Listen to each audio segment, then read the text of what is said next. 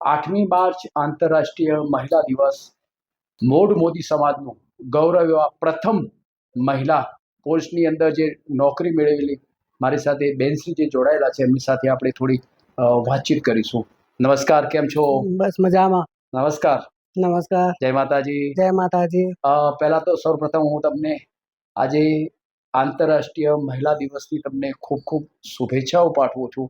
અને તમે એવા વ્યક્તિ હતા કે મોડ મોદી સમાજના એવા પ્રથમ એવા એક પોલીસ સેવા દળની અંદર આપણે પહેલા પ્રથમ નોકરી આપણે મેળવેલી હતી. બરાબર. એના અનુસંધાને આજે હું તમને એક મળવા માટે આવેલો છું.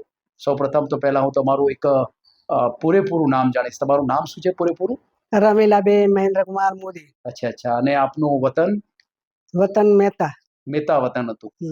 બરાબર. આપનો અભ્યાસ કેટલો હતો? 10. ધોરણ 10 પાસ હતા. બરાબર. ધોરણ 10 પછી આપણને આ પોલીસ જે ભરતી હતી એમાં તમારું સિલેક્શન થયું. કેવી રીતે તમારું સિલેક્શન થયું? એ વખત તો એટલું બધું કઈ હતું નહીં ભણતર. બરાબર. અને 10 પાસ 7 પાસમાં લઈ લેતા હતા. પછી 8 10 પાસ થઈ એમાં હું સિલેક્ટ થઈ ગઈ. અને પછી મારા ભરતી આરે 2 લેડીસો હતી. અમે બેમાં મને પસંદ, એ લેડીઝને પસંદ કરી, મને નથી કરી. પછી એ લેડીઝને પસંદ કરી ના આવી એટલે પછી મને સિલેક્ટ કરી દીધી. એટલે હું ભરતી થઈ ગઈ. અને હેડક્વાર્ટર પાલનપુર 8 મહિનાની ટ્રેનિંગ લીધી. પ્રથમ 8 મહિનાની તમને હેડક્વાર્ટર ટ્રેનિંગ લીધી. બરાબર. ટ્રેનિંગ લીધા પછી આપનું પ્રથમ તમને પહેલું નોકરી માટે પોસ્ટિંગ મારું રાધનપુર કર્યું. અચ્છા. રાધનપુર કર્યું. રાધનપુર પછી મને અનુકૂળ ના આવ્યું એટલે મેં બદલી કરાવી અને પાલનપુર આવી ગઈ. પાલનપુર આવી ગયા. પાલનપુર પછી પાલનપુર આપ જ્યારે તમારી નિયુક્તિ પાલનપુરની અંદર થઈ ત્યારે આપ પાલનપુર કયા વિભાગની અંદર કામ કરતા હતા? પોલીસ સ્ટેશન હતી, સિટી પોલીસ સ્ટેશનમાં. બરાબર. અને પછી કામગીરી સારી જોઈ એટલે મને ડીએસપી ઓફિસમાં મૂકી પાસપોર્ટ વિઝામાં. સરસ. પાસપોર્ટ કાઢવાના, વિઝા તૈયાર કરવાના, એ બધું કરવાનું, વેરિફિકેશન કરાવવાનું બધાનું. બહુ સરસ. એવી રીતે મને સિલેક્ટ કરીને પાસ કર્યા. અને પછી તમને ક્યાં મૂકવામાં? વારાઈ મૂક્યા. વારાઈ કેટલા સમય નોકરી કરી આપી? 4 વર્ષ રહી. અચ્છા. 4 વર્ષ નોકરી વારાઈ કર્યા પછી આપની પછી ટ્રાન્સફર કઈ જગ્યાએ કરી? પછી પાલનપુર કરી મારી ટ્રાન્સફર. બરાબર. પાલનપુર ટ્રાન્સફર કરી. ના, ડીસા કરી. ડીસામાં કરી. ડીસા હું 4 વર્ષ રહી. ડીસા તમે 4 વર્ષ સુધી પોલીસ સ્ટેશનમાં વાયરલેસ કરતી હતી. બહુ સરસ. અચ્છા. તમે જે આ પોલીસ વિભાગની અંદર જે તમે નોકરી કરતા હતા એ તમારી નોકરી કયા પ્રકારની નોકરી હતી તમારી? આમ પહેલા મને કોન્સ્ટેબલમાં કરી. અચ્છા. પછી મેં હેડ કોન્સ્ટેબલમાં કરી. Very good. અને પછી મારે ટપાલ ડ્યુટી કરી. પછી વાયરલેસમાં રહી. ઘણી જગ્યાએ તમે ઘણી જગ્યાએ બંદોબસ્ત કર્યા ખૂબ. સિટીમાં અમારા લેડીસો બહુ નથી, 16-17 લેડીસો જ હતી, વધારે હતી જ નહીં. એટલે જ્યાં હોય ત્યાં બંદોબસ્તમાં મોકલે, કેદી પાર્ટીમાં મોકલે. બરાબર. એવી રીતે મેં નોકરી ખૂબ કરી. તમે અલગ અલગ વિભાગની અંદર અલગ અલગ પ્રકારની નોકરી અલગ નોકરી કરી, અલગ બંદોબસ્ત કર્યા, અલગ પોલીસ સ્ટેશનમાં રહી. અને એ રીતે નોકરી કરી અને મેં મારો સમય પાસ કર્યો. અચ્છા. તમે નોકરીમાં જ્યારે તમે પોલીસ વિભાગની અંદર નોકરી લાગી ત્યારે તમને કેવો આમ આનંદ હતો? મને તો ખૂબ આનંદ હતો. પોલીસ વિભાગમાં મેં નોકરી કરી, પણ વળતી કરી. ખૂબ આનંદ હતો. અને હું કહું કરવું જ જોઈએ આવું. લેડીઝ થઈને આપણે એક ગભરાઈને રહીએ અને એવી રીતે ઉત્સાહથી નોકરી ના કરીએ અને આપણા પગ પર ના ઉભા રહીએ તો કોઈના માથે બોજ ના રાખવો જોઈએ આપણે. બરાબર. અચ્છા. તમે એવું કહેવા માંગો છો કે એક પોલીસ તરીકે તમે જ્યારે ભૂમિકા ભજવી ત્યારે ખૂબ ઉત્સાહ સાથે તમે એક નોકરી કરી હતી. અચ્છા. તમને એક પ્રશ્ન એવો પણ હું પૂછું છું આજે કે જ્યારે તમે પોલીસનો યુનિફોર્મ પહેરતા તમને કેવું લાગતું? સારું લાગતું હતું. અચ્છા. બહુ સારું લાગતું હતું. આપણે પ્રાઇવેટ પહેરીએ એના કરતા આ ડ્રેસમાં બહુ સારું લાગતું હતું. કારણ કે આપણે દેશની રક્ષા માટે કરવાના હતા અને દેશની સુરક્ષા માટે ફરતા હતા. કોઈ ઝઘડો થાય, કોઈ બબાલ થાય તો ત્યાં જઈને આપણે ઉભા રહીએ તો સારું લાગે. આપણે સોસાયટીમાં રહેતા તારે ત્યાં જઈને ઉભા રહેતા તારે સારું લાગતું હતું. બરાબર. તમે સોસાયટીમાં જ્યારે પોલીસના કપડાં પહેરી નીકળતા ત્યારે કેવું લાગતું? સરસ લાગતું હતું. બધા આમ જોતા રહેતા હતા. બાકી એમ કે જો આ બેન કેવા જાય છે, કેવા હેડે છે કે એમ કરીને બહુ જોયા કરતા હતા બધા. બરાબર. તમે જ્યારે પોલીસના યુનિફોર્મ પહેરી જતા એટલે સોસાયટી વાળા જોઈ રહેતા તમને કે બેન કેવા જાય છે.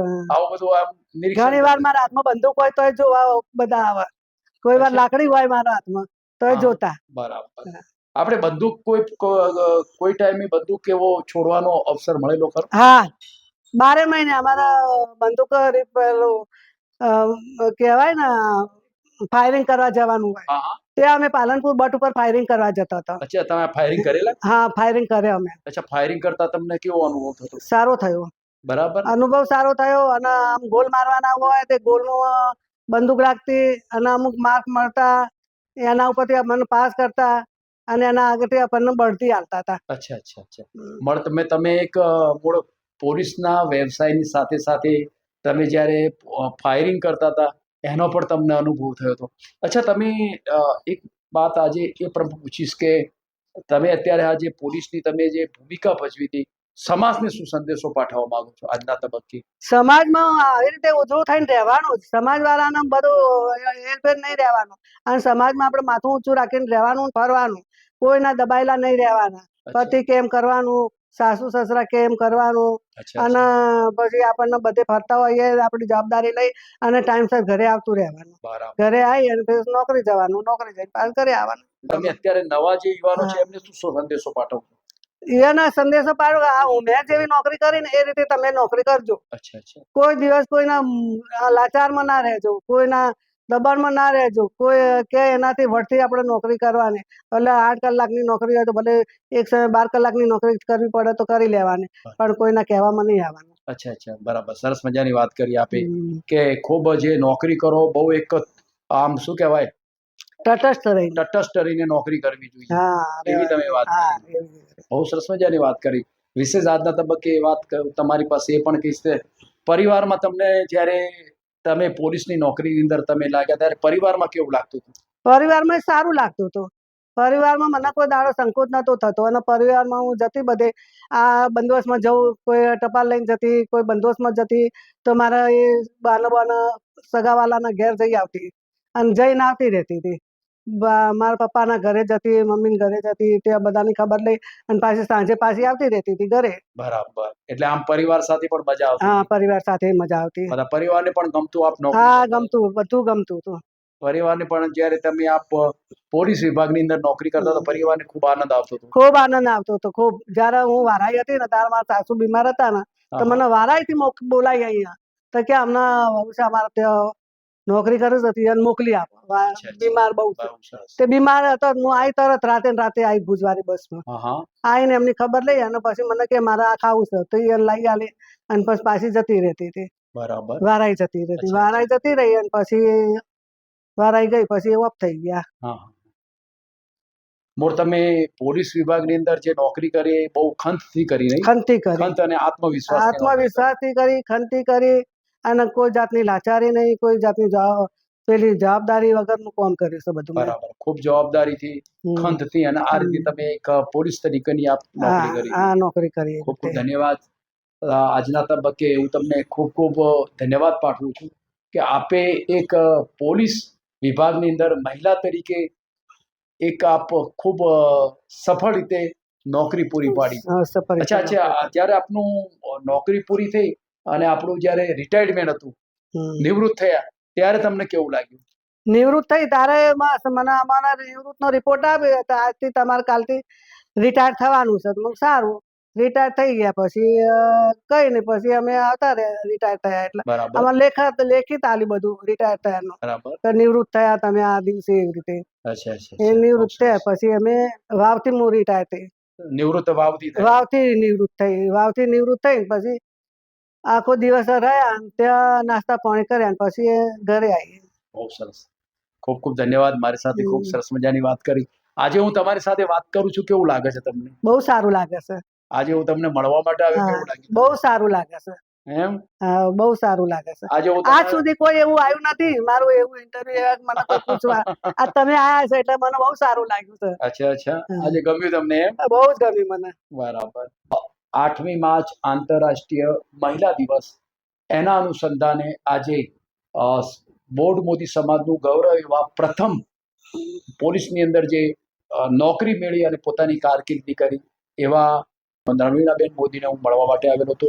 એમને ખૂબ પોતે જે શરૂઆતથી જ્યારે નિવૃત્ત થયા ત્યાં સુધી એમને ખૂબ જ આત્મવિશ્વાસ સાથે નોકરી કરી હતી અને એમને ખૂબ સરસ મજાની મારી સાથે વાત કરી. રમીલાબેન, આજે 8મી માર્ચ છે અને 8મી માર્ચના અંતર્ગત આજે હું તમને એક સરસ મજાનો નાનો સરખો એક દીકરી દેવો ભવ, દીકરીએ અણમોલ રતન એવો એક ચિત્ર મોમેન્ટો આપી આપનું આજે હું સન્માન કરું છું. મારું સન્માન આપ ચોક્કસથી સ્વીકારશો એવી હું આશા રાખું. બરાબર. 8મી માર્ચ આંતરરાષ્ટ્રીય મહિલા દિવસ, કે જેના અંતર્ગત આજે મોડ મોદી સમાજના એવા પ્રથમ મહિલા પોલીસ વિભાગની અંદર જેઓએ સફળતાપૂર્વક નોકરી કરી છે, તો આજે હું એમની આ તબક્કે આજે દીકરીએ અણમોલ રતન, દીકરી દેવો ભવ ચિત્ર મોમેન્ટો તથા સાલ ઓઢાડીને આજે હું એમનું સન્માન કરવા માટે આજે આવેલો છું. કેવું લાગ્યું રમીલાબેન? બહુ સારું લાગ્યું. બરાબર. આજના તબક્કે તમને મેં જે આ મોમેન્ટો અને સાલ ઓઢાડીને સન્માન કર્યું છે, એના વિશે આપ શું કહેશો થોડી વાર માટે? એના વિશે મારા આટલું જ કહેવાનું કે એટલું સમાજમાં આવી રીતે સૌએ એવી નોકરી પોલીસ દળમાં સુરક્ષામાં નોકરી કરી અને સફળ રહેવાનું અને સફળ થઈ અને માથું ઊંચું રાખીને આપણે ફરવાનું અને સેવા કરવાની બધાની. બસ આટલું જ મારું કહેવું છે. બહુ સરસ. તો ચોક્કસથી હું આશા રાખું કે મારું તમે સન્માન સ્વીકારજો. જય શ્રી રામ, જય શ્રી રામ, જય શ્રી રામ. જય શ્રી કૃષ્ણ.